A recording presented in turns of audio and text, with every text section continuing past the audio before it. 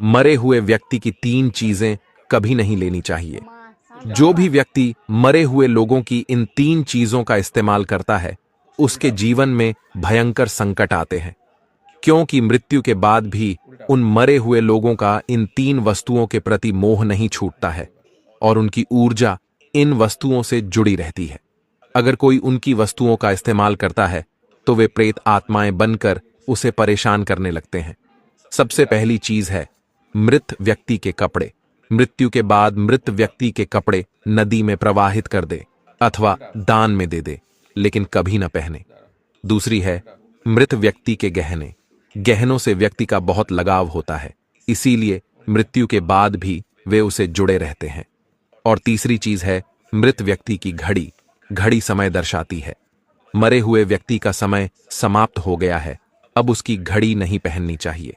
ये बुढ़ा अपनी जिंदगी से नफरत करता है, लेकिन तभी उसने यमराज को दरवाजे से गुजरते हुए देखा। वो खुश हो गया और तुरंत उनसे बात करने के लिए दौड़ पड़ा। वो यमराज के पास जाकर बोला, मेरी जान ले लो। लेकिन यमराज उसे बोले, बुढ़े अभी तेरी बारी नहीं आई, और आगे बढ़ गए। बुढ़े को ये बात हजम नहीं हुई और उसने मरने का नाटक किया, लेकिन यमराज ने उसकी तरफ देखा तक नहीं। फिर वो यमराज से भीख मांगने लगा, लेकिन यमराज को कोई फर्क नहीं पड़ा। उसने यमराज की कुल्हाड़ी तक चुराने की कोशिश की, लेकिन यमराज ने जादू से अपनी कुल्हाड़ी को वापस ले लिया। अब बुढ़ा हार मानने ही वाला था कि तभी उसकी नजर एक खूबसूरत नर्स पर पड़ी, जो उसे मुस्कुराकर देख रही थी। बुढ़ा तुरंत अपनी सारी परेशानियां भुलाकर नर्स की ओर बढ़ने लगा, लेकिन जैसे ही उसने कदम बढ़ाया, अचानक चक्कर खाकर गिर पड़ा। उसकी आत्मा उसके शरीर से बाहर निकल आई और उसे समझ आया कि वो हार्ट अटैक से मर चुका है। यमराज ने उसे देखा और गुस्से में माथे पर हाथ रख लिया। अगले ही पल बुढ़ा अचानक अपने कमरे में जागा और पता चला कि वो तो बस एक सपना देख रहा था।